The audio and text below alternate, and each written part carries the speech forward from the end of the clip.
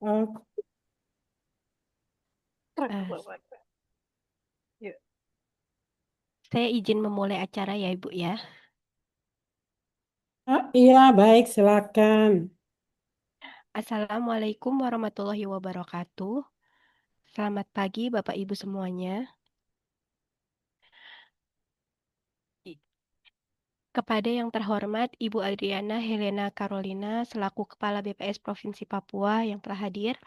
Kepada yang terhormat Bapak Ibu Kepala BPS Kabupaten Kota di Provinsi Papua, Papua Selatan, Papua Tengah, dan Papua Pegunungan. Kepada yang terhormat Bapak Ibu Statistisi Ahli Mahdia di lingkungan BPS Provinsi Papua dan DOB, serta rekan-rekan peserta sharing knowledge manajemen risiko pada pagi hari ini yang berbahagia. Puji syukur patut kita haturkan kepada Allah Subhanahu wa Ta'ala, Tuhan Yang Maha Esa, atas segala rahmat dan hidayahnya sehingga kita diberikan kesehatan dan keluangan waktu pada pagi hari ini. Kita dapat hadir pada acara sharing knowledge implementasi manajemen risiko pada pagi hari ini. Bapak Ibu yang berbahagia, perlu kita ketahui bahwa segala aktivitas yang kita lakukan pasti memiliki risiko. Tidak apalagi suatu organisasi besar seperti BPS kita yang tercinta ini. Oleh karena itu, sebuah langkah bijak apabila kita bisa mencermati resiko-resiko yang mungkin terjadi pada proses bisnis kita dan melakukan upaya pencegahan sendiri mungkin, sehingga risiko yang mungkin terjadi tidak akan menghambat terjadi pencapaian tujuan yang ingin kita capai. Bapak Ibu yang kita hormati, demi kelancaran acara pada pagi hari ini, marilah kita awali acara pagi hari ini dengan doa. Doa akan dibawakan oleh Saudari Liza. Kepada Saudari Liza, kami persilahkan. Baik, terima kasih Mbak Deni. Bapak Ibu yang saya hormati, sebelum kita memulai acara pada hari ini, marilah kita sejenak menundukkan kepala. Izinkan saya memimpin doa secara Kristen. Mari kita berdoa. Bapa di surga, Allah yang penuh kasih, pada pagi hari ini kami datang mengucap syukur atas penyertaan-Mu yang sungguh nyata dalam kehidupan kami. Terima kasih Tuhan karena Engkau telah menghimpun kami dalam acara sharing knowledge implementasi manajemen resiko di lingkungan BPS Provinsi Papua. Kami percaya bahwa setiap ilmu dan kemampuan yang kami miliki adalah anugerah daripadamu. Oleh sebab itu, pada kesempatan ini kami mohon agar Roh Kudus-Mu hadir di tengah-tengah kami, pimpinlah setiap pemateri, narasumber, dan peserta supaya dapat saling berbagi pengetahuan dengan rendah hati dan semangat membangun demi meningkatkan kualitas pelayanan kami bagi masyarakat dan bangsa. Ya Tuhan, kiranya melalui kegiatan ini Engkau menolong kami agar mampu mengelola setiap resiko dengan bijak, mengambil keputusan yang benar, serta bekerja dengan integritas dan takut akan Engkau. Terima kasih Bapak, inilah doa kami yang kami panjatkan hanya di dalam nama Tuhan Yesus Kristus, Juru Selamat kami yang hidup. Amin. Terima kasih Saudari Liza atas doanya. Bapak Ibu yang terhormat, kita menginjak acara berikutnya yakni sambutan serta arahan oleh Ibu Adriana. Kepada Ibu Adriana kami persilahkan. Baik, terima kasih Saudari MC. Selamat pagi. Assalamualaikum Pagi Bu. warahmatullahi Ibu. wabarakatuh. Waalaikumsalam. Shalom, Waalaikumsalam warahmatullahi wabarakatuh. salam sejahtera buat kita semua. Om Swastiastu, Namo Buddhaya, salam kebajikan, salam sehat, salam bahagia buat kita semua. Yang Ibu hormati Kepala Bagian Umum BPS Provinsi Papua, yang Ibu hormati Kepala BPS Kabupaten Kota yang berkenan hadir mengikuti sharing knowledge di pagi hari ini. Tadi Ibu lihat ada Ibu Novi. Selamat pagi buat Bapak Ibu Kepala. Selamat pagi buat Bapak Ibu fungsional madya di lingkungan BPS Provinsi Papua dan Bapak Ibu Ketua Tim di lingkungan BPS Provinsi Papua serta seluruh peserta yang mengikuti sharing knowledge pada pagi hari ini. Ibu menyampaikan salam bahagia dan tetap semangat buat Bapak Ibu sekalian peserta sharing knowledge pada pagi hari ini. Yang pertama-tama kita selaku umat beragama patut kita naikkan ungkapan syukur atau kita bersyukur terkait penyertaan Tuhan bagi kita semua sehingga kita bisa berada pada saat ini untuk mengikuti sharing knowledge implementasi manajemen resiko di BPS Provinsi Papua. Itu bukan kebetulan, tetapi eh, karena penyertaan Tuhan sehingga patut kita syukuri hal tersebut. Bapak, Ibu, teman-teman peserta sharing knowledge yang Ibu banggakan, sebagaimana kita ketahui bersama bahwa BPS memiliki tugas yang sangat strategis. Dipercaya untuk mendukung perencanaan, evaluasi, dan pengambilan keputusan ataupun pengambilan kebijakan pembangunan. Dalam menjalankan tugas tersebut, kita menghadapi berbagai tantangan mulai dari keterbatasan sumber daya, kondisi geografis Papua yang unik, hingga resiko eksternal seperti gangguan keamanan, perubahan teknologi, dan dinamika sosial ekonomi yang sangat cepat. Disinilah pentingnya manajemen risiko itu kita mengetahui.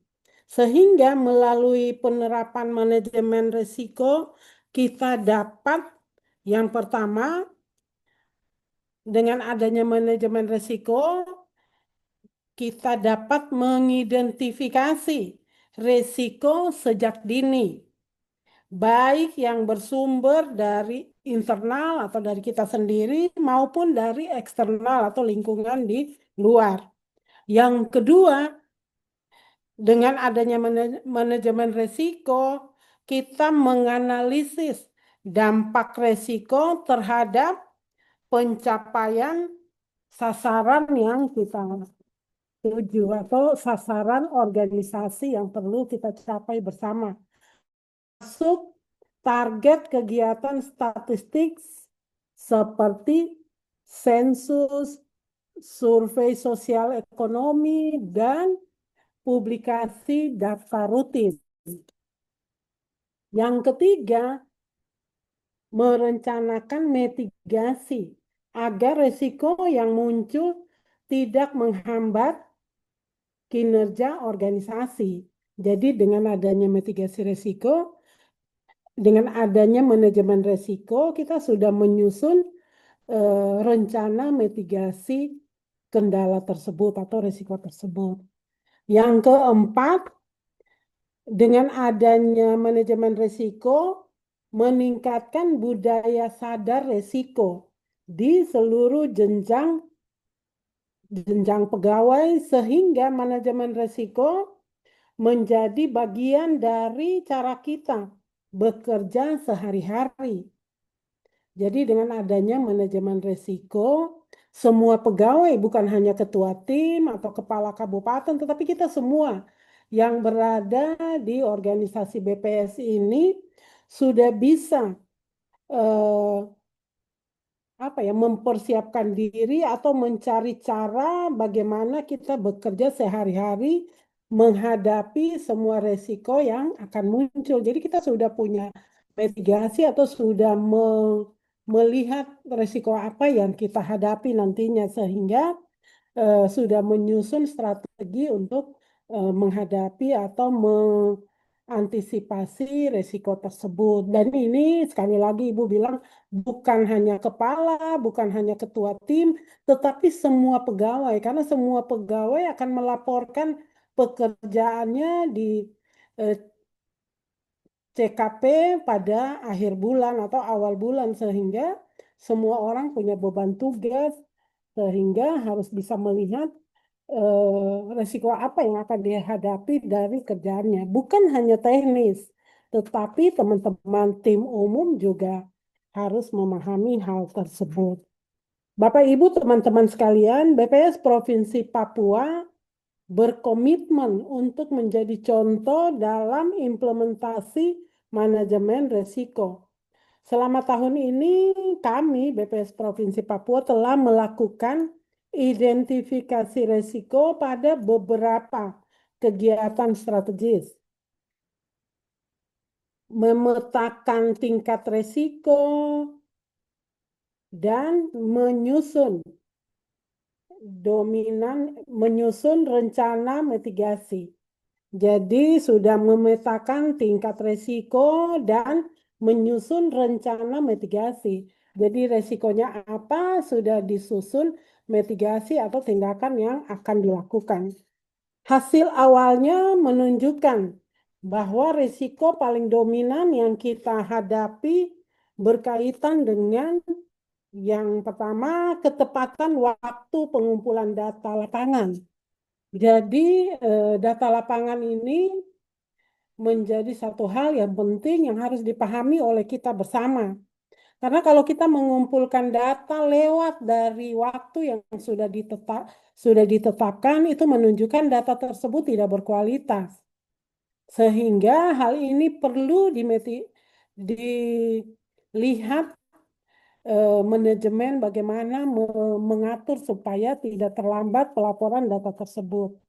Yang kedua, ketersediaan SDM yang terampil dan siap di lapangan. Ini juga menjadi satu poin yang perlu dilihat memitigasi hal tersebut bahwa SDM kita terbatas. SDM kita tidak siap untuk pendataan di lapangan sehingga patut disusun mitigasi atau disusun strategi bagaimana mengatasi hal tersebut.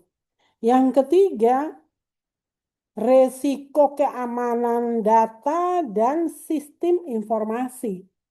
Nah, ini juga perlu didiskusikan, perlu disusun mitigasi bagaimana keamanan dari data tersebut dan sistem informasi apa yang perlu ditingkatkan atau digunakan. Ini juga perlu didiskusikan atau diperhatikan bersama sehingga data kita betul-betul terjaga keamanan dari data tersebut karena kebanyakan kan data keluarga, data perusahaan sehingga betul-betul harus diperhatikan keamanan data tersebut. Melalui kegiatan sharing knowledge pada hari ini, Ibu berharap seluruh pegawai BPS di Provinsi Papua, di kabupaten kota, baik di selatan, di pegunungan, di tengah, maupun di Papua, dapat memahami manajemen risiko dengan baik. Bagaimana implementasinya, bagaimana melakukan mitigasi, itu perlu dipahami bersama. Sehingga langkah kita sama. Kalau di provinsi bilang A, di kabupaten juga memahami yang dimaksud A itu ini. Jangan sampai apa yang dilakukan di provinsi dipahami di kabupaten berbeda. Sehingga dengan sharing knowledge ini, Ibu berharap kita semua memahami implementasi manajemen risiko dengan satu konsep definisi yang sama, dengan mitigasi yang sama. Jadi kita memahami apa itu manajemen risiko gitu. Jadi kita pahami bersama, kita semua bersepakat apa itu manajemen risiko. Yang kedua, kita juga mempunyai memahami mengapa manajemen risiko penting untuk mendukung kinerja kita. Ya nanti ini narasumbernya Pak Faldo ya. Nanti Pak Faldo bisa sharing knowledge buat kita atau Ibu Dia sehingga bisa kita pahami bersama apa itu manajemen risiko, mengapa manajemen risiko itu menjadi penting untuk mendukung kinerja kita masing-masing orang di BPS Provinsi Papua atau di organisasi kita di BPS. Yang berikut, kita juga memahami bersama bagaimana peran kita masing-masing dalam memastikan resiko dapat dikelola dengan baik. Resiko pasti ada. Tidak ada kerjaan yang tidak ada resiko. Tetapi bagaimana kita bisa mengelola resiko tersebut, itu yang penting. Sehingga tujuan strategis BPS dapat tercapai dengan baik. Kita pahami wilayah kita, wilayah yang berkonflik atau wilayah yang penuh dengan resiko geografis. Tetapi hal ini bukan menjadi tantangan kita. Kita sudah dari awal tahu bahwa ada resiko ini. Sehingga bagaimana kita mengelola resiko tersebut. Kita tahu anggaran kita terbatas. Ini cerita biasa, cerita yang umum. Sehingga bagaimana dengan anggaran yang terbatas ini kita mengelola resiko ini sehingga semua pekerjaan bisa kita selesaikan dengan baik. Sehingga tujuan untuk menyelesaikan pekerjaan itu bisa terselesaikan dengan baik dengan anggaran yang terbatas. Itu. Apakah kita perhatikan respon rate-nya kah? Atau kita perhatikan kita perhatikan apa yang bisa kita lakukan. Nanti didiskusikan dengan Bu Dia. Ibu lihat ada beberapa kepala kabupaten, sehingga hal ini perlu kita diskusikan sehingga kita mempunyai pemahaman yang sama terkait resiko-resiko yang kita hadapi. Kita buat mitigasi yang sama untuk mengatasi atau mengelola resiko tersebut. Ibu mendorong Bapak Ibu, teman-teman sekalian untuk aktif berdiskusi. Jadi Ibu harap Bapak Ibu kepala yang hadir bisa mendorong stafnya untuk berdiskusi sehingga tidak ada tidak ada pemahaman yang berbeda. Paling tidak kita mempunyai pemahaman yang sama. Kita berbagi pengalaman dan memberikan masukan sehingga proses implementasi manajemen risiko di BPS Provinsi Papua menjadi lebih komprehensif dan berkelanjutan. Artinya betul-betul menggambarkan kondisi kita di Papua. Jangan sampai Ibu bilang anggaran terbatas, SDM terbatas, tapi teman-teman di kabupaten menyatakan bahwa anggaran tidak terbatas ataupun ASDM kita cukup. Sehingga dengan diskusi hari ini Ibu harap masukan-masukan dari Bapak Ibu Kepala Kabupaten bisa ditampung atau dicatat dan itu menjadi bahan diskusi di tingkat provinsi untuk mencari solusi ataupun mengelola resiko yang dihadapi oleh kita semua. Karena kita satu tim BPS Provinsi Papua. Bapak Ibu yang Ibu hormati, kita semua adalah bagian dari rantai pengelolaan data statistik yang harus bekerja secara profesional, akuntabel, dan adaptif. Itu sudah harga mati. Sekali lagi Ibu sampaikan, semua kita bagian dari rantai pengelolaan data statistik yang kita harus bekerja secara profesional, akuntabel, dan adaptif. Tidak ada cerita saya tidak tahu, saya belum bisa. Kalau bekerja di BPS harus profesional. Kalau tidak tahu bertanya, berdiskusi. Akuntabel harus jujur, harus bisa mempertanggungjawabkan anggaran secara transparan. Jangan kerja ditutup-tutupi. Harus bisa transparan ke semua pegawai, menjelaskan bahwa anggaran ini ranahnya ketua tim. Kalau yang ini ranahnya bagian umum untuk mengelola jalannya perkantoran kita ini harus transparan supaya semua bisa akuntabel, adaptif. Kita semua harus bisa beradaptasi dengan perubahan yang ada. Jam kantor kita 7:30. Kita harus masuk kantor 7:30 karena tuntutan dari organisasi kita. Kita mau bergabung dengan BPS, kita harus mengikuti semua perubahan yang ada di BPS. Kita sekarang tidak ada lagi kepala seksi atau struktural. Struktural berada di subbagian umum. Sisanya semua fungsional. Sehingga teman-teman harus bisa menyesuaikan diri untuk fungsional. Tugas fungsional apa? Melengkapi angka-angka atau pekerjaan harus didokumentasikan dengan baik sehingga pada saat naik pangkat bisa segera ditransfer dari angka-angka kredit atau kinerja yang dilaporkan. Kita juga harus beradaptasi dengan perubahan yang ada di BPS bahwa kita survei harus menggunakan apa ya? Menggunakan HP, kita juga tidak perubahan-perubahan besar yang ada harus bisa kita menyesuaikan diri ke sana itu. Dan tidak bisa bilang dulu begini, dulu begitu. Kita terus berjalan maju sehingga perubahan yang ada di depan harus bisa kita beradaptasi, resiko yang ada di depan kita harus bisa beradaptasi atau mengelola resiko tersebut. Dengan manajemen risiko yang baik, kita dapat memastikan bahwa setiap kegiatan statistik terlaksana dengan lancar. Sekali lagi, dengan manajemen risiko yang baik, kita bisa mengelola risiko tersebut sehingga kegiatan statistik terlaksana dengan lancar.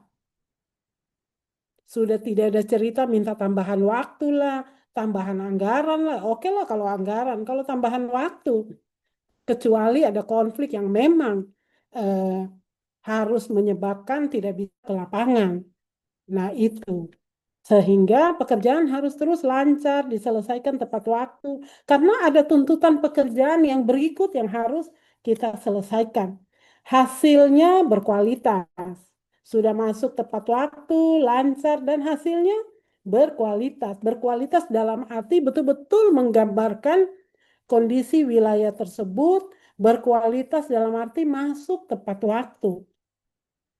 Dan pada akhirnya meningkatkan kepercayaan publik terhadap BPS sebagai penyedia data yang resmi. Nah, menjaga nama baik BPS ini yang menjadi tanggung jawab kita bersama. Karena itu ada di berakhlak yang kita terus-menerus kalau ada baju-bajunya baju-baju kerja kita itu ada tulisan berakhlak. Berakhlak itu salah satu poinnya menjaga nama baik BPS dengan memberi atau menjadikan data yang berkualitas sehingga meningkatkan kepercayaan publik terhadap organisasi kita yaitu BPS karena kita ini sebagai penyedia data yang resmi sehingga setiap insan statistik, setiap insan BPS harus menjaga nama baik BPS, nama baik organisasi.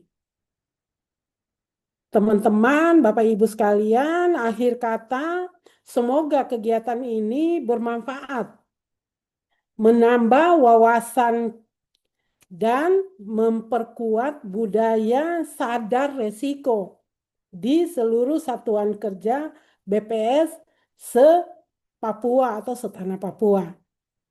Sekali lagi terima kasih buat panitia yang sudah memfasilitasi kegiatan sharing knowledge implementasi manajemen risiko. Terima kasih buat narasumber Ibu Dia dan Pak Faldo. Terima kasih untuk waktu dan sharing knowledge Bapak Ibu Kepala, teman-teman sekalian. Ibu harap ini hal baru yang harus kita pahami bersama sehingga diskusi masukan menjadi penting buat perbaikan manajemen risiko baik di tingkat provinsi maupun kabupaten kota se-Papua. Sekali lagi terima kasih. Wassalamualaikum warahmatullahi wabarakatuh. Om Santi Santi Santi Om. Shalom, selamat mengikuti sharing knowledge pada pagi hari ini. Waktu Ibu kembalikan. Terima kasih Bu Adriana atas sambutan dan arahannya. Bapak Ibu yang berbahagia, sebelum memulai acara pada pagi hari ini, izinkan kami mengambil dokumentasi terlebih dahulu. Bagi Bapak Ibu yang belum mengaktifkan kamera, dimohon untuk mengaktifkan kamera dan menunjukkan senyum-senyum termanisnya. Eh, Ayo, Bapak Ibu, masih ada beberapa nih yang belum aktif nih kameranya, belum kelihatan wajahnya nih. Eh, oke. Proses dokumentasi akan saya pandu. Di layar saja ada 4 bagian. Eh, kita mulai ya Bapak Ibu ya. Untuk layar pertama, 1, 2, 3. Layar kedua, 1, 2, 3. Layar ketiga, 1, 2, 3. Dan layar keempat, 1, 2, 3. Ya. Terima kasih Bapak Ibu semua. Eh, Kini tibalah kita pada acara inti kita pagi hari ini. Materi pada pagi hari ini ada 2 narasumber. Mari kita persilahkan ke materi pertama oleh narasumber Ibu Diah Wahyuni selaku Ketua Tim Analisis Penyiapan Materi Pimpinan dan Manajemen Risiko BPS Provinsi Papua. Kepada Ibu Diah Wahyuni kami persilahkan. Bismillahirrahmanirrahim. Suara saya sudah kedengaran belum ya? Ini izin cek dulu. Sudah Mbak Diah. Oke, baik. Saya izin share screen ya, Bapak Ibu.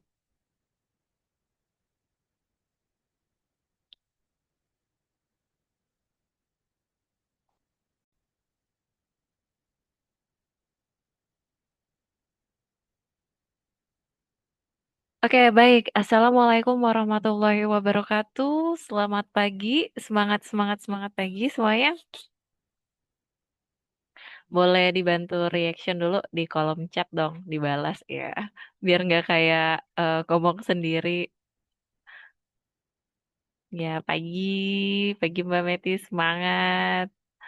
Ya, luar biasa ya. Sama boleh dong ngecek dulu ini dari Papua Selatan sudah ada kabupaten apa saja? Boleh di kolom chat.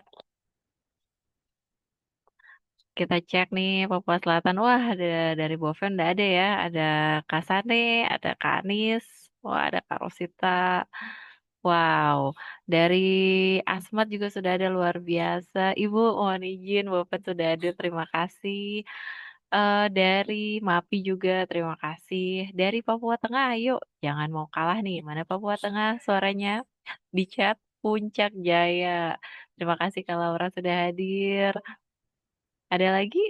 Apakah Papua Tengah hanya kah Puncak Jaya saja? Tadi sepertinya ada dari Paniai. Oh ya, baik. Hadir ya Pak ya. Nabire juga hadir. Baik, luar biasa. Semangat pagi, bagaimana keadaannya di tempat Bapak Ibu semua? Mudah-mudahan dalam kondisi aman. Oh iya, Papua Pegunungan. Boleh dong di chat Papua Pegunungan yang sudah hadir siapa saja? Papua Pegunungan. Dari 90 peserta kita lihat apakah ada dari Pegbin sudah ada. Terima kasih Mas Agung.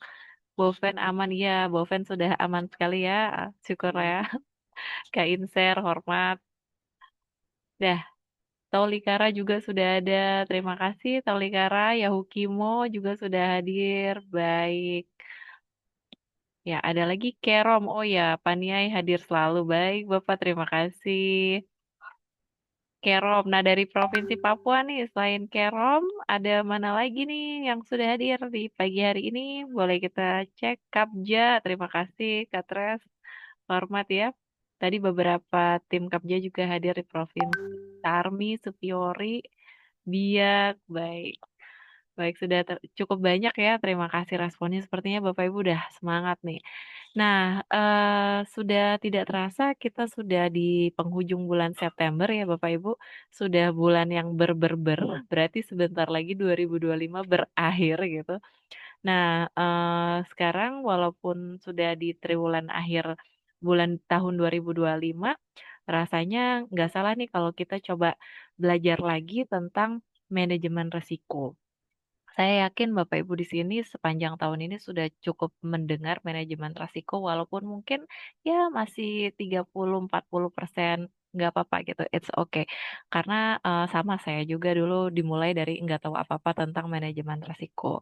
Jadi pagi ini kita coba sedikit ngebahas generally secara umum aja bagaimana implementasi manajemen risiko itu sendiri ya. Nanti saya nggak sendiri ya Bapak Ibu, nanti ada rekan saya Mas Faldo, beliau adalah certified MR. Ya kalau saya nih karena tugas dan tanggung jawab jadi ya menjelaskan tentang implementasi manajemen risiko. Tapi lebih dalamnya nanti konsep dan lain-lain nanti akan dibantu oleh Mas Faldo. Nah, kita mulai dulu nih dari kenapa sih kita harus mengimplementasikan manajemen risiko itu sendiri ya. Yang paling pertama yaitu adanya tuntutan reformasi birokrasi dan juga, kalau kita tahu tuh pengendalian internal ya kalau nggak salah. Pengendalian internal pemerintahan atau, sistem SPIP yang biasa kita sebut seperti itu. Nah, kita tahu bahwa reformasi birokrasi itu tidak hanya sebuah apa ya, project yang kita mau atau enggak gitu ngelakuin. Tapi setiap instansi pemerintahan harusnya, mengimani dan menuju yang namanya reformasi birokrasi ini sendiri ya, RB. Jadi RB ini kita tahu adalah agenda pemerintah untuk menciptakan tata kelola pemerintahan yang bersih, efektif, transparan, dan akuntabel. Jadi sejak adanya reformasi birokrasi ini di awal tahun kepemimpinan Bapak Joko Widodo kalau nggak salah itu ya, sistem, wajah birokrasi atau pemerintahan Indonesia tuh kita coba reform. Jadi mindset-mindset yang pegawai dulu hanya tahu terima gaji, pegawai dulu tuh, yang penting ngantor, efektivitas dan produktivitas tuh nggak diperlukan dan lain sebagainya. Nah, kita mencoba untuk reform wajah itu kita ubah dengan suatu wadah yang namanya reformasi birokrasi. Tujuannya apa? Agar kita bisa menciptakan pemerintahan yang bersih, efektif, transparan, dan akuntabel ini tadi. Nah, dasar hukumnya adalah Perpres nomor 81 tahun 2010 tentang Grand Design Reformasi Birokrasi, tetapi ini sudah ada namanya Grand Design Reformasi Birokrasi yang mau dicapai itu apa? Itu batasnya di tahun ini, teman-teman, Bapak Ibu semua, di sampai tahun 2025. Jadi harusnya tahun depan nanti kita sudah mulai ganti lagi Grand Design ya, menyesuaikan dengan pemerintahan saat ini. Nah, apa tujuan utama terkait reformasi birokrasi yang terkait dengan MR nanti ya? Jadi ini tuh yang menjadi latar belakang kenapa kita harus mengimplementasikan manajemen risiko. Yang pertama adalah kita ingin menciptakan namanya good governance ya, pemerintahan yang bersih dan berwibawa gitu. Jangan sampai image pemerintahan itu jelek gitu. Kalaupun sudah jelek, at least kita nggak menjadi bagian yang memperburuk citra itu gitu ya. Itu yang ingin diciptakan dari reformasi birokrasi. Yang kedua adalah kita meningkatkan kualitas layanan publik. Kalau kita sebagai insan statistik, layanan publik kita itu adalah berupa sebagai penyedia data ya dan juga sebagai konsultan statistik. Makanya ada statistik sektoral. Kita sebagai pembina di situ. Nah, itu adalah bentuk layanan-layanan publik yang kita lakukan.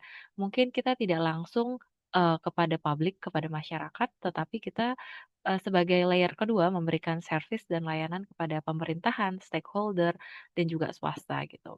Nah, yang ketiga adalah peningkatan akuntabilitas kinerja.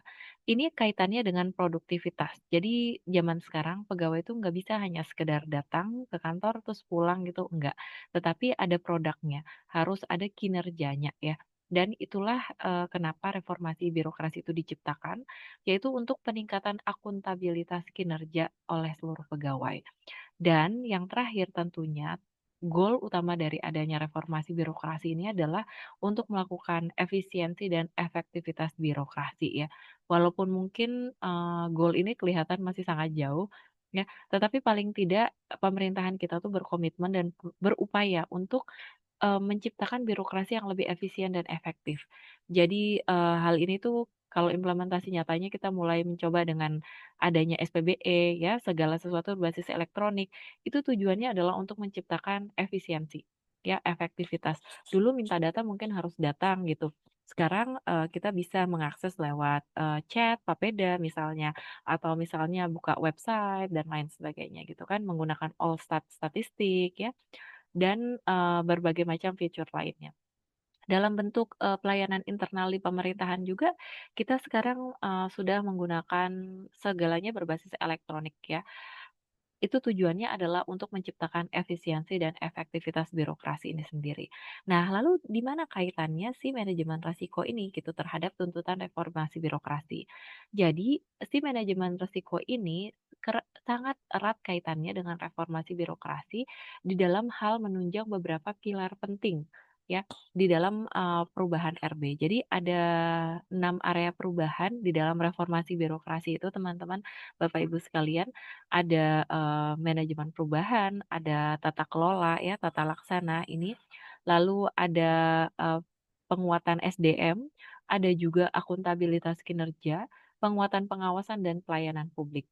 Nah, dari keenam pilar perubahan reformasi birokrasi tersebut, ternyata manajemen risiko ini nempel dan tidak bisa terlepas dari 4 pilar utama ya. Yang pertama yaitu adalah penguatan pengawasan.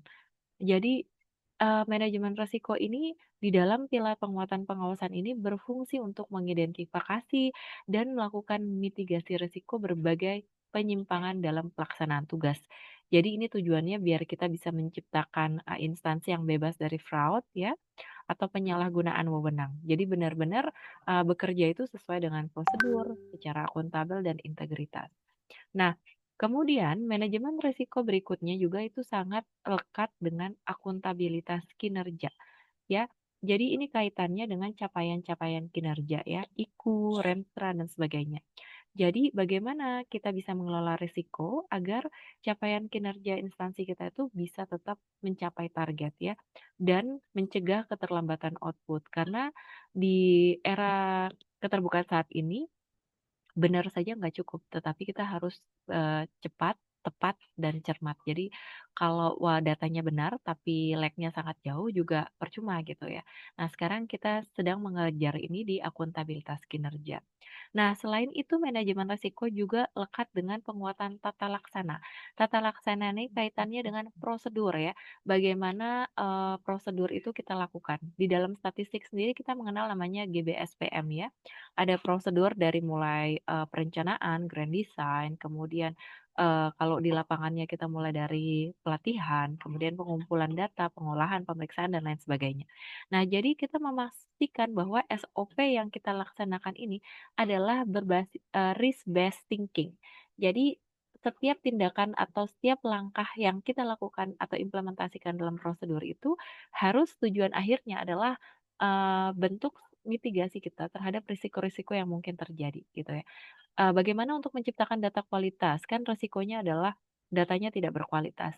Oh, berarti petugasnya harus, berkualitas. Caranya adalah mereka harus melalui pelatihan yang, proper seperti itu. Nah, itu adalah, bentuk penguatan tata laksana.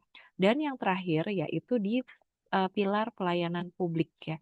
Jadi bagaimana dengan adanya manajemen risiko bisa mengurangi risiko terhadap gangguan layanan yang tadi ya, bagaimana kita bisa mengurangi risiko data itu terlambat, bagaimana kita bisa mengurangi risiko publikasi yang salah dan sebagainya. Karena ini kaitannya dengan pelayanan publik gitu.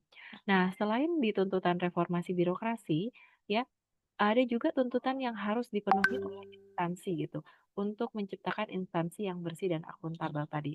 Yang pertama yaitu adalah dalam hal menyusun kebijakan manajemen risiko. Ini sudah sering disebut sama Ibu pimpinan, Ibu Adri, bahwa sebenarnya BPS ini sudah menerapkan manajemen risiko tuh sejak lama, terutama di Papua ya. Kita sudah mitigasi nih bagaimana kalau terjadi konflik ya, kita bagaimana kalau misalnya respondennya menolak gitu. Nah, Hanya saja, nah kemudian dari hal-hal tersebut ada kebijakan-kebijakan yang kita ambil ya kan. Misalnya mengambil mitra dari daerah setempat dan lain sebagainya. Nah, tentu ini harus ada pedomannya ya dan harus ada komitmen pimpinan. Jadi selama ini mungkin kita sudah lakukan tetapi kita belum ada pedoman internal dan komitmennya mungkin belum jelas seperti itu. Nah, kedua yang bisa dilakukan tuntutan Satker ini ya terkait manajemen risiko yaitu harus namanya membentuk tim manajemen risiko. Kami dari tim manajemen risiko provinsi juga mohon maaf ya mungkin tidak dari awal tahun gitu kita menggaungkan terkait manajemen risiko karena kami juga saya lebih tepatnya masih dalam proses belajar gitu. Nah, namun harapan kami ya tahun depan di tahun 2026 itu setiap satker ini sudah memiliki tim manajemen risiko. Jadi agar ada satu tim khusus yang bertanggung jawab menyusun peta risiko dan melakukan monitoring. Ini mohon maaf ada typo sedikit. Nah, kemudian tuntutan Satker untuk manajemen risiko ke depan yaitu adalah dengan adanya tim nanti harapannya semua Satker melakukan identifikasi risiko kegiatan.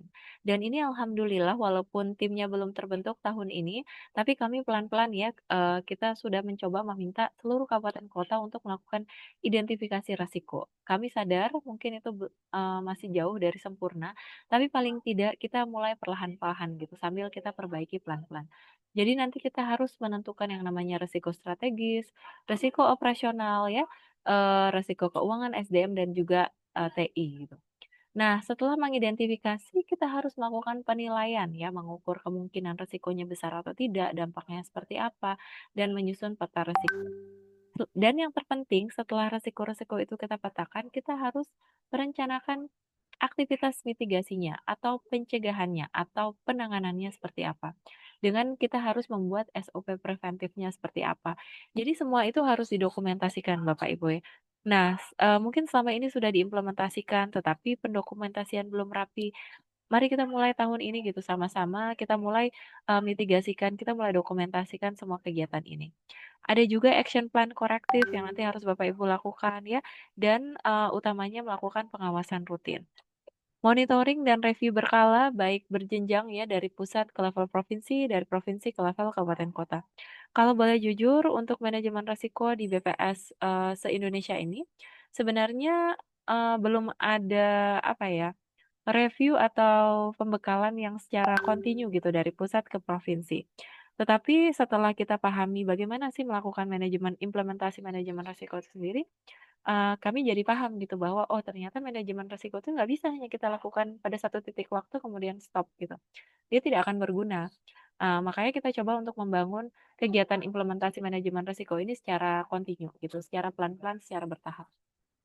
Dan yang terakhir, seluruh Satker itu saat ini dituntut untuk melakukan pendokumentasian dan pelaporan. Nah, di tahun 2025 ini kan kemarin seluruh Satker sudah mengumpulkan yang namanya risk register, sudah tertandatangani, sudah ada juga pemantauan triwulan 1. Nanti kita masih akan berlanjut untuk pemantauan triwulan 2, 3, 4, dan nanti terakhir melakukan laporan MR tahunan. Nah, ini sangat penting sekali nih Bapak Ibu untuk mendukung penilaian RB ya. Nanti kan tahun depan insya Allah seluruh Satker ikut dalam seleksi atau misalnya penilaian RB untuk menuju instansi WBK dan WBBM. Kemudian kalau di level provinsi ada SPIP juga dan ada evaluasi sakit. Jadi MR ini kaitannya sangat penting. Nah, manfaatnya apa? Ini tadi sudah sempat saya singgung ya.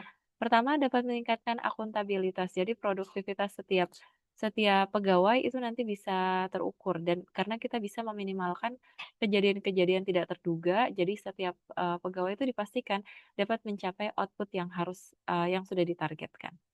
Lalu memperbaiki proses bisnis ya yang tadi dengan adanya SOP dengan berbasis risiko, jadi kita bisa menentukan langkah-langkah yang eee, bisa menghindari resiko. Nah, itu kita masukkan ke dalam proses bisnis. Meningkatkan kepercayaan publik ini jelas kalau Bapak Ibu, biasanya saya monitoring tentang quality gates ya, itu adalah salah satu lini yang berbeda, bagian kecil dari manajemen risiko. Jadi ketika kita sudah melakukan implementasi manajemen risiko ini, nanti ketika misalnya output kita ada berupa data gitu ya, ketika didebat oleh masyarakat misalnya yang kemarin BPS didebat terkait, mmm pertumbuhan ekonominya ya. Tetapi kita sudah melakukan nih prosedurnya sudah jelas ya, alurnya sudah jelas, maka kita bisa berani gitu, kita bisa berani menjelaskan ke publik, kita bisa transparan dan akuntabel. Dan itu akan meningkatkan kepercayaan publik.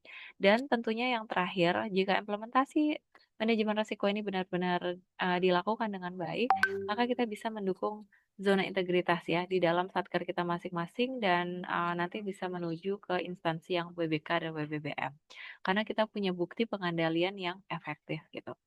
Nah, sekarang saya ingin ngejelasin sedikit apa yang sudah bagaimana implementasi manajemen risiko yang sudah BPS Provinsi Papua lakukan. Tentu kami bukan best role model sejauh ini, tetapi paling tidak ini adalah tahun pertama BPS Provinsi Papua tuh mulai serius menggeluti tentang manajemen risiko. Jadi kita coba berbagi ke teman-teman Satker Kabupaten Kota juga agar teman-teman Satker Kabupaten Kota nanti harapannya bisa mengimitasi atau misalnya melakukan hal yang sama gitu. Nah, yang paling pertama yaitu melakukan pembentukan tim manajemen risiko. Di tahun-tahun sebelumnya biasanya manajemen risiko itu nebeng di kegiatan-kegiatan besar ya, misalnya sensus. Itu nanti akan ada sub kecil di dalam SK penyelenggara sensus tersebut yang namanya manajemen risiko. Atau biasanya dia nebeng nyempil di bagian perencanaan gitu. Nah, ternyata manajemen risiko ini kan holistik ya, menyangkut semuanya. Jadi alangkah baiknya ketika setiap satker itu memiliki satu tim khusus yang menangani manajemen risiko. Nah, pembentukan tim kerja nanti silakan disesuaikan dengan satker masing-masing. Nah, kalau dari nomenklatur dari pusat, manajemen risiko itu masuk ke dalam pengawasan internal di bawah di bawah Biro REN, Biro Perencanaan ya. Nanti silakan Bapak Ibu apakah mau digabung dengan tim lain atau dibentuk tim khusus di satker masing-masing itu terserah. Kalau kondisinya saat ini di BPS Provinsi Papua, manajemen risiko ini tuh masih digabung gitu. Jadi ada satu tim yang namanya tuh analisis statistik, penyiapan materi pimpinan, dan manajemen risiko. Asal mulanya itu karena si analisis statistik ini memegang urusan quality gates ya. Padahal setelah kita dalami ternyata quality gates itu dia adalah satu titik doang gitu di dalam manajemen risiko. Jadi sebenarnya lebih afdol kalau manajemen risiko ini dilepas sendiri atau misalnya digabungkan dengan perencanaan atau anggaran gitu. Tetapi nggak apa-apa gitu, yang sudah ada ini kita jalan aja sesuai dengan fungsinya. Nah, karena tim kita ini masih gabungan, makanya di tengah tahun setelah kita mulai memahami tentang manajemen risiko, kita membuat lagi sebuah SK yang berisikan operator resiko. Jadi ini ada 2 SK ya, kalau di Provinsi Papua ini Bapak Ibu bisa lihat. Yang di sebelah sini yang anggotanya cuma sedikit ini adalah pembentukan tim awal gitu. Jadi karena kita belum paham juga nih manajemen risiko tuh mau ngapain gitu. Nah ternyata setelah kita paham, wow, manajemen risiko ini kompleks sekali. Akhirnya kita bentuk lagi satu tim terkait unit pengelola risiko BPS Provinsi Papua. Isinya adalah para operator risiko di setiap tim kerja gitu. Makanya di sini kalau Bapak Ibu lihat, oh ini saya dipindahin. Ini ya anggotanya lebih banyak gitu. Ini sedikit inefisien sebenarnya ya, karena dalam setahun menerbitkan 2 SK. Tapi mungkin itu pelajaran yang bisa diambil oleh satker lain. Jadi mungkin nanti kalau tahun depan mau membentuk tim bisa langsung difokuskan saja gitu ke satu. Bentuknya terserah operator risiko mau diambil dari masing-masing tim atau membentuk tim khusus yang hanya berisi koordinator risiko saja itu kami serahkan kembali ke masing-masing satker gitu. Nah, kemudian setelah adanya tim, kita melakukan penyusunan peta risiko. Ya bahasanya tuh peta risiko ya atau namanya risk register lah kalau teman-teman di sini tahu. Nah, resiko itu ternyata setelah kita pahami itu ada berbagai macam jenis, ada berbagai macam definisi. Nanti Mas Waldo lebih detail akan menjelaskannya. Tetapi sejauh yang sudah BPS Provinsi Papua lakukan, yang pertama kita menyusun yang namanya resiko integritas. Kita fokus ke ini resiko integritas, fokus pada penyimpangan etika, moral, dan hukum. Jadi kaitannya dengan tindak pidana ya, yang kaitannya dengan fraud, pencegahan korupsi, dan lain sebagainya. Nah, resiko integritas ini tuh itu kita rangkum gitu Bapak Ibu. Kita rangkum dari namanya risiko kinerja yang teman-teman seluruh tim itu lakukan. Nah, resiko kinerja ini persis sama dengan risk register yang sudah kami jelaskan dan kita minta setiap kabupaten kota untuk bikin. Jadi, resiko kinerja ini kaitannya dengan teknis ya. Dia kaitannya dengan rencana kinerja dan indikator kinerja utama, itu adalah targetnya. Lalu, si resiko integritas ini sebenarnya kami ambil intisari dari resiko kinerja yang kita lihat resikonya itu berkaitan dengan tindak pidana ya, penyelewengan, korupsi, fraud, dan sebagainya. Nah, itu ya. Nah, sebenarnya ada lagi satu resiko SDM, tetapi untuk di BPS Provinsi Papua itu kebetulan risk register itu kita bagi ke seluruh tim kerja. Jadi termasuk bagian SDM juga sudah memiliki risk register. Jadi mereka sudah kita sudah punya nih semua peta risiko ketiga ini. Nah, Bapak Ibu kaitannya dengan RB dan SPIP itu nanti akan diminta tuh ini risk register seluruhnya ini risk kinerja dengan satu khusus risk register untuk integritas, resiko integritas saja. Nah, jadi nanti ini cukup penting untuk nanti Bapak Ibu mulai lihat lagi, rangkum lagi. Misalnya di risiko kinerja kemarin yang terdaftar ada misalnya 20 resiko ya, atau 10 resiko. Nah, silakan nanti di apa ya, dicek-cek lagi, diresum lagi. Nanti mungkin hanya menjadi kayak mungkin 3, 4, 5 resiko yang punya kaitan dengan resiko integritas. Apalagi di kabupaten kota ya, kaitannya dengan anggaran pengumpulan data ya terkait dengan ini kode etik pegawai dalam pengumpulan ya semuanya sih manipulasi data statistik jadi untuk kepentingan tertentu misalnya ya IKK ini sering banget Bapak Ibu. Jadi nanti silakan disusun risiko integritas ya. Jadi dia lebih lebih apa ya lebih sederhana gitu. Nah, ini adalah dokumen-dokumen yang kita sebut peta risiko tadi yang sudah dimiliki oleh BPS Provinsi Papua. Jadi pertama kita punya satu dokumen khusus yang namanya penetapan konteks manajemen risiko. Ini isinya dengan seluruh Renstra dan IKU tadi. Lalu kita juga punya formulir analisis penilaian risiko. Kita punya dua versi ya, yang PDF yang sudah tertanda tangan dan satunya masih berupa spreadsheet yang sifatnya dinamis bisa kita update setiap saat. Nah, satu set dengan ini kita juga punya formulir rencana tindak penanganan atau RTP ya. Jadi di dalam sini tuh ada rencana penanganannya bagaimana untuk menghadapi resiko. Ini sudah kita kumpulkan ya dari seluruh 15 tim kerja yang ada di BPS Provinsi Papua. Dan yang di bawah ini kita punya yang namanya formulir pemantauan ya. Formulir pemantauan per triwulan. Jadi memang harus dipantau setiap triwulan. Apa yang dipantau? Yang dipantau adalah rencana tindak penanganan. Jadi di rencana tindak penanganan ini ada waktunya, ada target waktunya. Nanti kita tinggal cek di triwulan 1, mana yang sudah dilakukan, mana yang belum. Jangan lupa disertakan dengan link bukti. Misalnya nih, sudah melakukan pemeriksaan nih, publikasi gitu ya. Itu kan salah satu bentuk mitigasi untuk menciptakan publikasi yang benar. Maka mana buktinya? Kita sertakan linknya di sini ya. Mungkin link publikasi yang sudah diperbaiki, yang dengan komen-komennya seperti itu. Jadi kita sertakan link di sini gitu. Nah ini setiap triwulan harus dipantau. Kemarin kita sudah triwulan 1, 2, nanti insya Allah bulan Oktober besok kita mulai masuk ke triwulan 3 lagi ya, kita rapikan. Nah, ini adalah timeline. Jadi waktu kita di pengawasan apa, pengawasan internal ya, itu kita harus menyusun timeline jangka panjang dan jangka pendek gitu. Ini sebenarnya jangka panjang dalam waktu 5 4 tahun ke depan ya sebenarnya. Jadi ini saya coba screenshot yang tahun 2025 yang sudah kita lakukan. Nah, nanti harapannya Bapak Ibu di Satker Kabupaten Kota juga sudah menyusun ini timelinenya. Jadi kita sudah mengikuti workshop ya. Ini workshop dari pusat. Jadi waktu itu kami dari provinsi hanya berdua. Lalu kemudian kita sudah mulai input ke aplikasi namanya Mari Teman.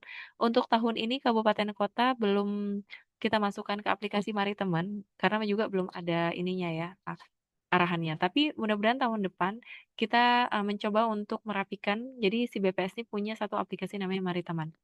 Nanti untuk risiko kabupaten kota juga bisa diinput di situ.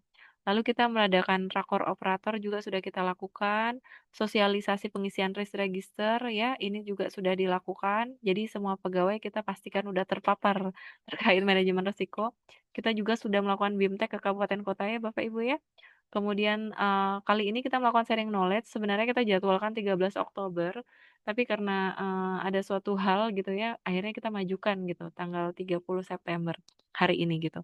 Nanti selebihnya kita harus rapat pleno lagi ya Bapak Ibu di provinsi, nanti kita akan pleno teman-teman operator ya, untuk triwulan 3, rencananya nanti 15 Oktober, dan nanti di triwulan 4, nanti rencananya di tanggal 15 Desember. Dan penyusunan laporan dan sebagainya, gitu. Jadi timeline ini sudah kita miliki Bapak Ibu, sampai tahun 2026 juga sudah ada gitu.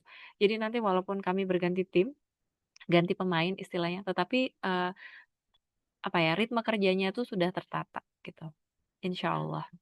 Nah, ini adalah rencana MR ke depannya, apa sih yang akan kita lakukan. Jadi tentu saja nanti insya Allah tahun depan kita harus mutakhirkan lagi risk register yang ada sekarang itu kita simpan. Nanti tahun depan kita coba cek lagi ya, kita coba susun lagi, kita sesuaikan lagi. Lalu kita akan coba membedakan, menyusun risiko integritas dan kinerja. Jadi harapannya sebenarnya penyusunan risiko integritas ini tuh melibatkan tim Baperjakat, pimpinan Satker, karena ini kaitannya dengan integritas. Jadi kalau kinerja kita serahkan ke masing-masing tim kerja. Tapi kalau integritas ini baiknya seluruh pemangku kebijakan ya di dalam Satker itu turut hadir gitu untuk menentukan resiko-resiko apa. Harapannya tahun depan bisa kita lakukan karena tahun ini kami hanya meresum dari berbagai macam risiko kinerja yang ada. Nggak apa-apa kita pelan-pelan benahi gitu ya. Lalu kita jangan lupa melakukan penilaian dan penyusunan risiko untuk tahun 2026. Nah, kita tetap akan mengupayakan penguatan kapasitas SDM ya dengan berbagai kegiatan pembinaan dan sharing knowledge. Harapannya nanti kalau tahun ini nggak bisa, mungkin tahun depan kita mengundang narasumber dari luar, orang yang lebih paham manajemen risiko untuk memberikan pelatihan khusus gitu ya, khusus ke operator. Dan mudah-mudahan tahun depan kalau ada anggaran, kita bisa melakukan BIMTEK secara offline ya, seluruh kabupaten kota gitu agar lebih semangat gitu dalam mengimplementasikan manajemen risiko ke depan. Aminin aja dulu gitu ya katanya. Nah, harapannya juga ke depan kita tuh ingin semua orang, semua pegawai BPS itu paling tidak pernah dengar. Tahun ini sih goal kita paling tidak pernah dengar gitu ya terkait manajemen risiko. Tahun depan harapannya targetnya kita tuh paling tidak 40% pegawai itu paham tentang manajemen risiko. Jadi nanti ketika dengar peta risiko dan segala macamnya tuh nggak asing lagi gitu, udah terbiasa. Nah, kita juga berharap tahun depan kita sudah bisa mengintegrasikan manajemen risiko dengan perencanaan penganggaran. Saat ini sebenarnya sudah ya, tetapi mungkin nanti tahun depan bisa lebih lebih solid lagi gitu integrasinya. Jadi contohnya misalnya kita lakukan identifikasi risiko itu di awal tahun, ya kan?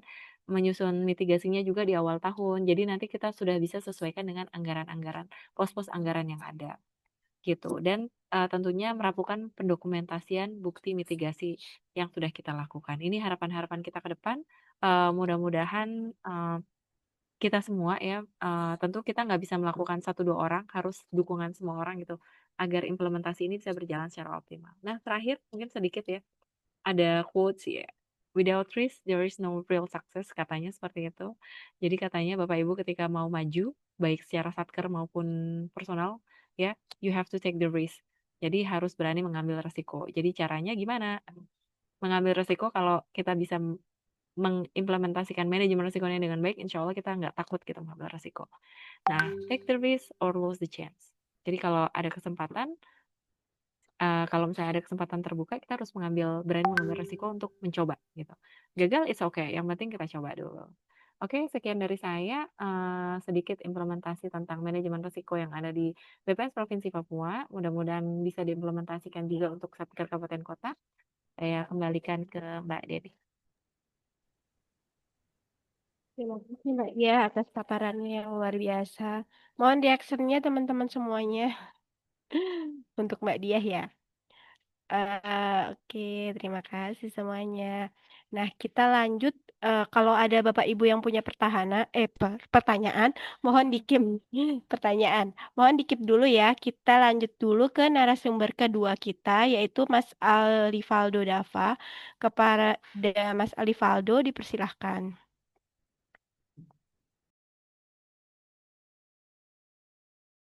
Oke, baik. Bismillahirrahmanirrahim. Assalamualaikum.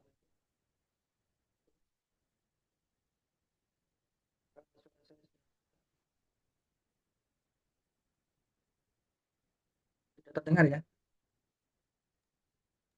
Kedengaran, Halo? Mas. Sudah, Walaupun Mas. agak Kecil. kecil ya. Suara saya. Oke, baik.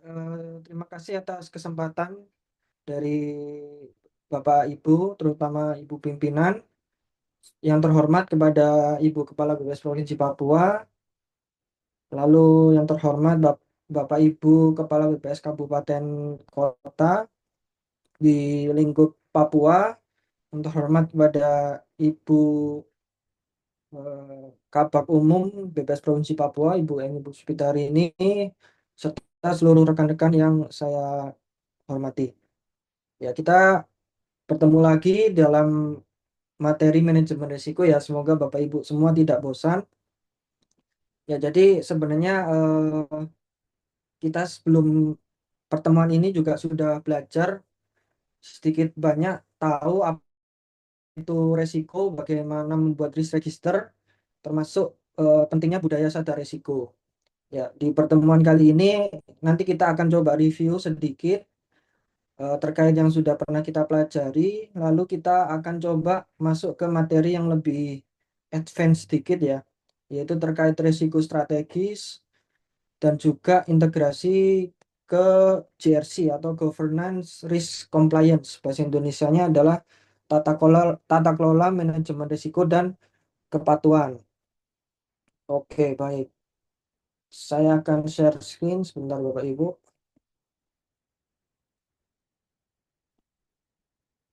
Sebentar ya, saya akan share screen.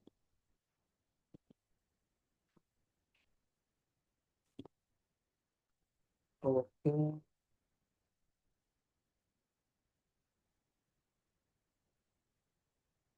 share screen.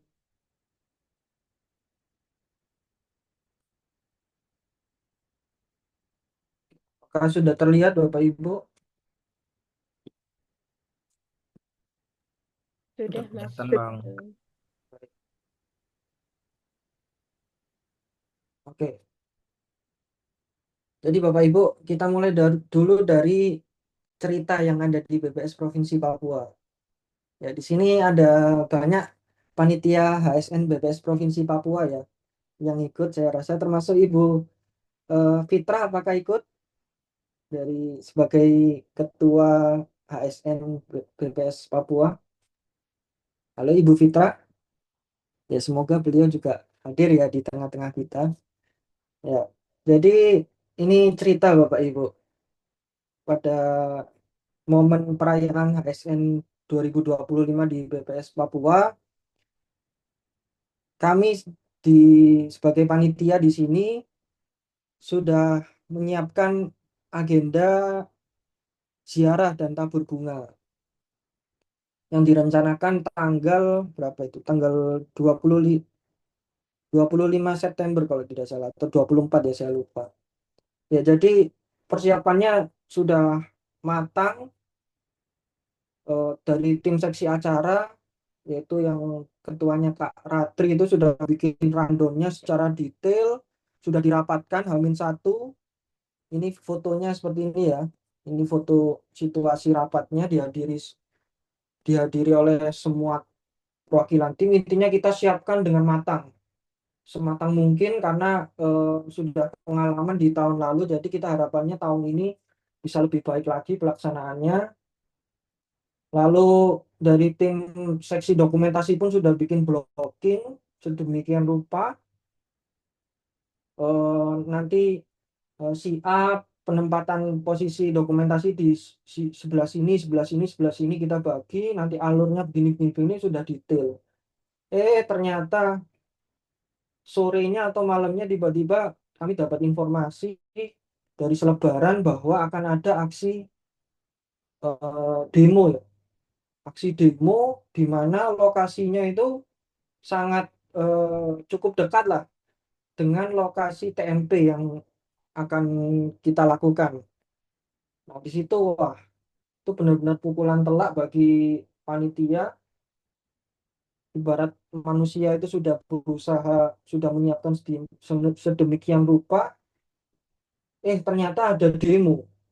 Nah, di situ kita bisa lihat bahwa eh, demo ini adalah sebuah ketidakpastian, ya kan? Kita tidak tahu sebelumnya bahwa akan ada demo, ternyata tiba-tiba muncul selebaran besok demo. Wah, itu itu adalah ketidakpastian. Kita tidak ada yang tahu bahwa itu akan terjadi demo. Nah, dari ketidakpastian muncul, panitia dan seluruh pimpinan di BPS Papua dihadapkan resiko. Seperti yang kita sudah belajar bahwa resiko muncul karena ketidakpastian. Resikonya apa ya? Resikonya terkait dengan keamanan pegawai. Ya, tadi seperti yang saya sampaikan bahwa lokasinya ini ya, yang sudah saya tampilkan, bahwa itu sangat rawan sekali dilewati oleh, oh maaf ini kayaknya saya salah screen. Sebentar. Ini sepertinya saya salah share screen ya sih. Oh, ditampilkan. Ya, maaf. Harusnya saya nampilkan ini dari tadi. Ya, jadi ini ya yang di layar ditampilkan bahwa eh, sudah rapat segala macam membahas dengan detail dengan matang, ternyata tiba-tiba ada demo yang merupakan ketidakpastian. Ya, disinilah eh, salah satu praktek nyata dari manajemen resiko. Bagaimana kita menangani resiko yang muncul. Jadi pada saat itu eh, panitia dihadapkan apakah kita mau tetap nekat lanjut buat kegiatan ziarah di tengah-tengah demo atau mau kita batalkan atau seperti apa. Nah, dari segi manajemen resiko, keputusan yang diambil adalah membatalkan kegiatan. Dan kalau dari saya, dari segi kacamata manajemen resiko, itu sudah keputusan yang paling tepat. Kenapa? Karena kita akan bahas. Sebentar. Ya, jadi dalam tahapan menangani resiko, kita selalu melihat sebuah kejadian itu dari dua dimensi, yaitu dari segi kemungkinan dan dampaknya. Nah, kalau kita bicara tadi, resiko keamanan pegawai pada saat terjadi demo. Ya, kalau kita lihat kemungkinan, berapa besar kemungkinan pegawai untuk bertemu dengan rombongan demo yang mungkin bisa mengarah ke tindak yang anarkis dan lain-lain. Ya, saya rasa kemungkinannya tinggi ya, karena Jalan Jayapura itu kan apa ya, panjang dan lurus ya, mulai dari Sentani sampai kota itu kan sebenarnya jalannya itu satu jalan utama saja. Ya, dari Jalan Waena, Kota Raja, terus nanti sampai ke kota Jayapura.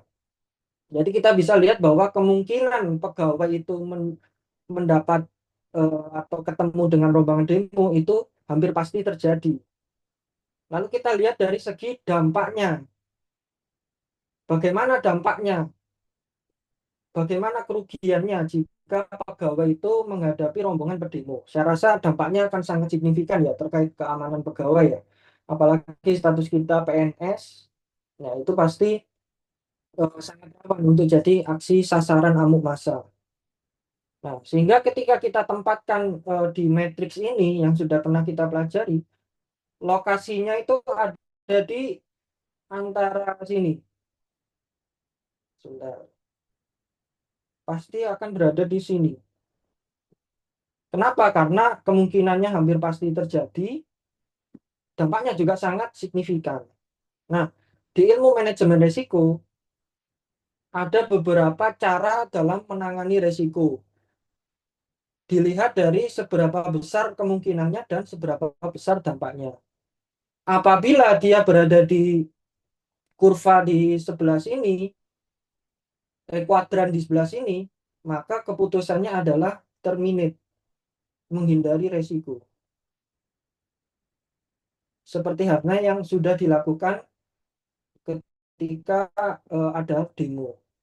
Jadi keputusan resiko atau terminate dilakukan ketika resiko itu di luar kemampuan organisasi, jelas ya, karena demo itu kan di luar kemampuan kita ya. Itu levelnya kan sudah ke aparat kepolisian dan TNI dan lain-lain. Lalu kegiatan bukan bagian utama organisasi, ya kegiatan ziarah itu kan bukan proses bisnis utama dari BPS ya.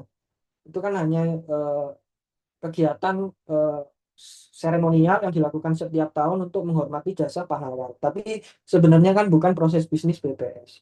Dan disetujui atasan pemilik resiko. Ya, jadi pada saat itu yang saya tahu Ketua HSN Ibu Fitra itu langsung berkoordinasi dan menghadap ke Ibu Adri sebagai Kepala BPS Papua sekaligus pemilik resiko dan diputuskan terminate.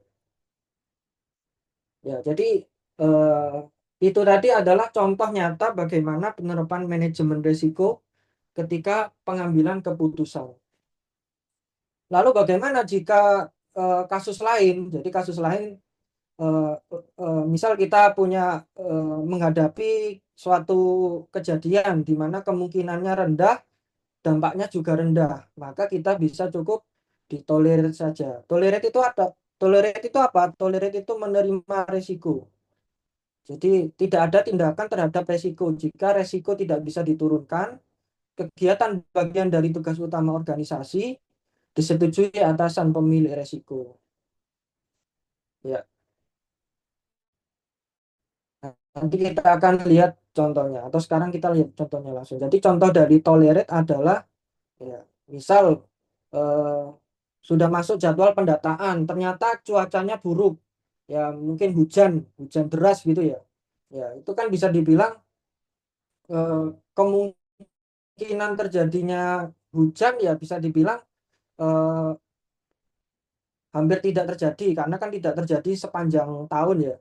Lalu dampaknya juga kalau hujan ya kita masih bisa tetap jalan ke lapangan mengambil data. Jadi dianggap dampaknya itu tidak signifikan. Jadi kita bisa menanganinya itu cukup ditolerir saja, ditoleransi saja. Lalu contoh selanjutnya adalah eh, ada risiko tapi ya sudahlah, kita anggap risikonya itu sepele atau tidak ada sehingga kita toleransi. Kalau treat itu kita tangani, jadi menurunkan kemungkinan atau dampak risiko. Treat terjadi ketika kemungkinannya itu tinggi tapi dampaknya bisa dibilang rendah. Contohnya apa? Ya contohnya eh, ketika petugas survei itu tidak hadir pada saat pendataan lapangan. Nah, petugas tidak hadir saat pendataan lapangan itu kan ya misal kita identifikasi bahwa kemungkinannya itu hampir pasti terjadi atau sering terjadi, tapi dampaknya kita bisa bilang rendah karena kita sudah punya petugas cadangan. Itu tadi adalah contoh dari strategi trade. Lalu contoh selanjutnya adalah eh, menangani resiko berupa transfer atau mengalihkan resiko. Ini terjadi ketika level kemungkinannya itu rendah dan dampaknya sangat sangat tinggi. Ini ya di kuadran ini. Contohnya apa? Ya contohnya misal resiko petugas survei mengalami kecelakaan kerja pada saat pengambilan data. Itu kan bisa dibilang kemungkinannya mungkin jarang ya. Jadi selama ini dari data yang ada atau dari rekam jejak sejarah yang sudah ada, petugas mengalami kecelakaan itu kecil kemungkinannya. Tapi ketika itu terjadi, sekali terjadi, maka dampaknya adalah bisa jadi sangat signifikan karena berkaitan dengan nyawa ya. Ketika petugas kecelakaan. Sehingga cara menanganinya adalah transfer atau mengalihkan resiko. Maksudnya mengalihkan resiko apa contohnya? Contohnya adalah bekerja sama dengan pihak asuransi. Jadi resiko yang awalnya itu di BPS ditransfer ke pihak asuransi. Sehingga kalau terjadi apa-apa sama petugas, maka yang menanggung resikonya bukan BPS tapi pihak asuransi. Itu adalah contoh dari resiko transfer. Jadi resiko transfer itu memindahkan resiko ke pihak lain. Jika pihak lain kompeten, ya pasti pihak asuransi itu sudah punya SOP dan lain-lain ya. Proses sesuai ketentuan, jadi tidak melanggar undang-undang dan peraturan pemerintah dan disetujui atas pemilik resiko. Itu tadi contoh menangani transfer. Lalu yang terakhir yang tadi contohnya ketika momen HSN yaitu menghindari resiko. Itu tadi ya sudah dijelaskan. Jadi Bapak Ibu ketika Bapak Ibu dihadapkan sebuah kejadian yang menuntut Bapak Ibu mengambil keputusan, Bapak Ibu salah satunya bisa melakukan pendekatan ini, pendekatan manajemen resiko. Jadi Bapak Ibu lihat dulu, kira-kira kejadian ini kemungkinan terjadinya seberapa sering, probability-nya seberapa besar terjadi. Lalu dilihat dari dampaknya. Kalau misal kejadian ini terjadi, dampaknya atau kerugiannya seberapa besar, seberapa signifikan.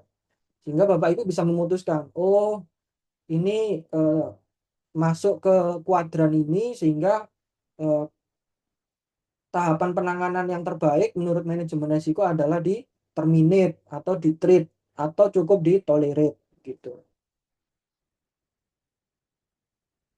Ya, salah satu contoh lain untuk terminate itu adalah ganti sampel wilayah yang sangat rawan konflik.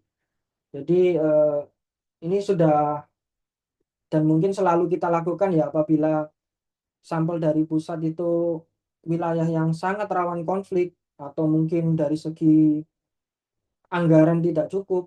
Nah, penanganan risiko kita adalah ganti sampel atau bisa dibilang kita menghindari sampel tersebut, kita menghindari wilayah tersebut atau bisa dibilang itu terminate seperti itu.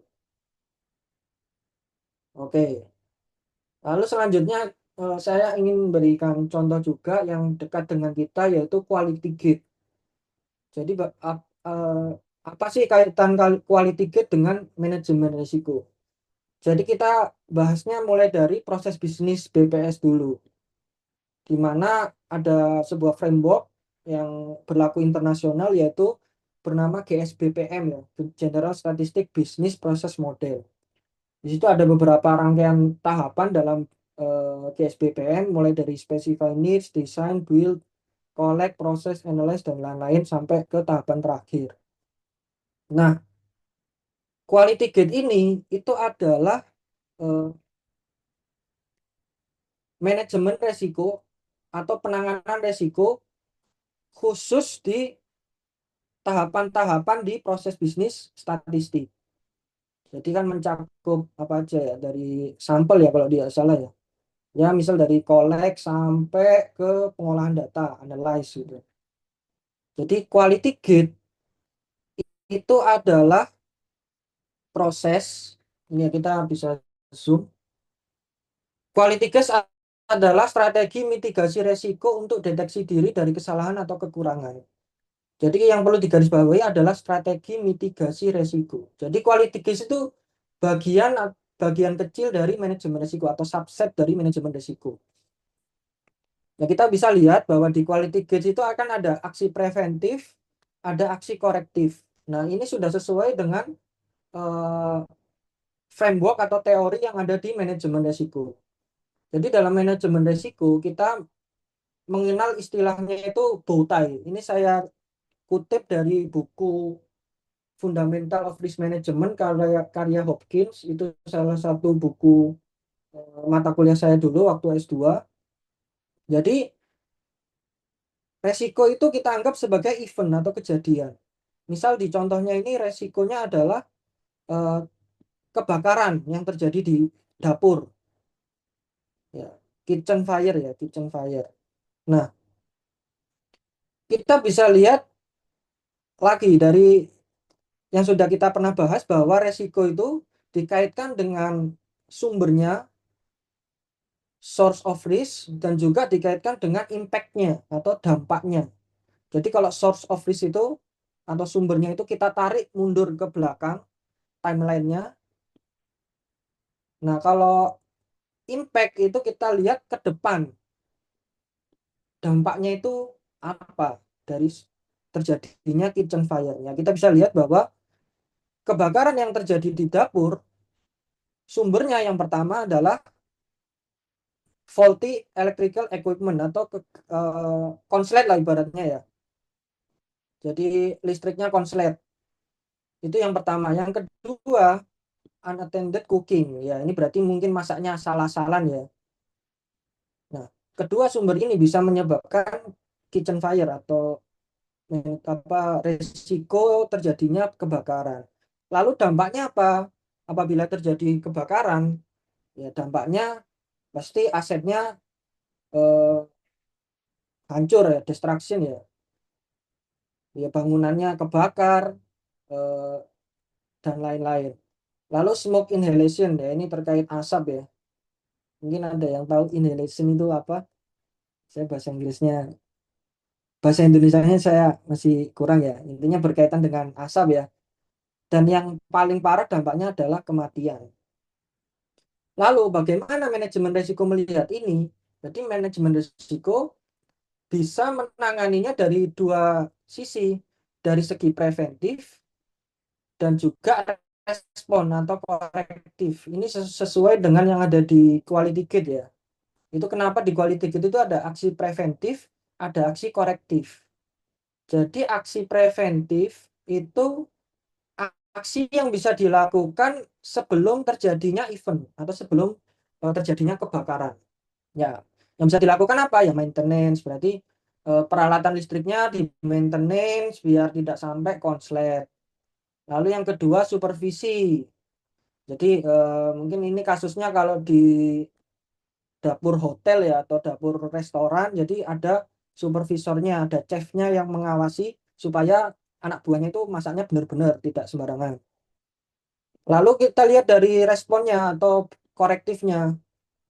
Ya, apabila terjadi kebakaran, untuk mengurangi dampak dari aset destruction, smoke inhalation, dan kematian, maka dibuatlah fire alarm atau alarm kebakaran. Lalu juga ada pemadam kebakaran atau fire extinguisher seperti itu. Jadi manajemen risiko itu dilihat dari sumbernya apa, dampaknya apa, lalu sebagai manajemen risiko juga melihat bagaimana cara kita menanganinya, yaitu dari segi preventif sebelum terjadinya kegiatan, lalu juga respon atau korektif setelah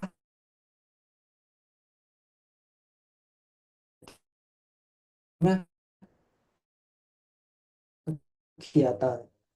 Jadi nanti Bapak Ibu ketika identifikasi, jadi apakah sebelum terjadi, bagaimana caranya untuk mengurangi dan juga setelah terjadi.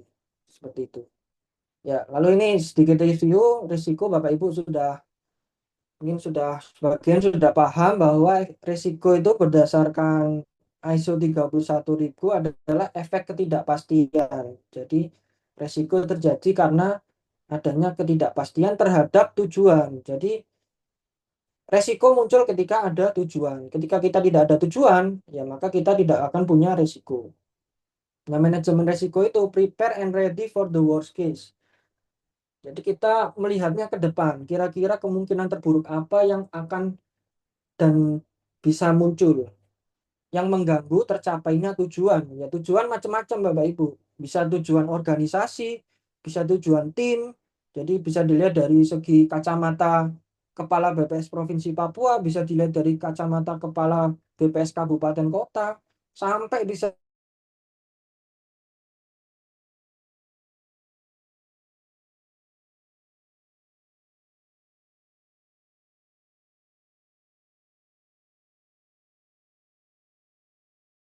dilihat dari kacamata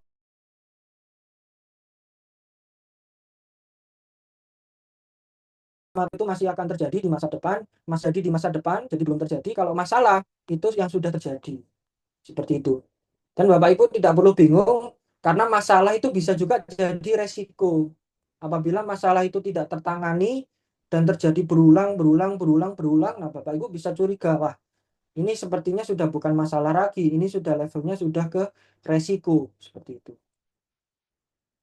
Nah, ada beberapa situasi yang kemungkinan resiko itu bisa muncul. Jadi Bapak Ibu atau kita bisa waspada. Jadi rata tidak kompeten, tanggung jawab ke seseorang dalam survei yang dimana dia itu masih baru, anak baru, belum kompeten dan tidak mau belajar, maka Bapak Ibu saya yakin akan menghadapi resiko. Resikonya apa ya? Resikonya seperti kegiatannya terlambat, tidak sesuai jadwal, kualitasnya tidak bagus dan lain-lain.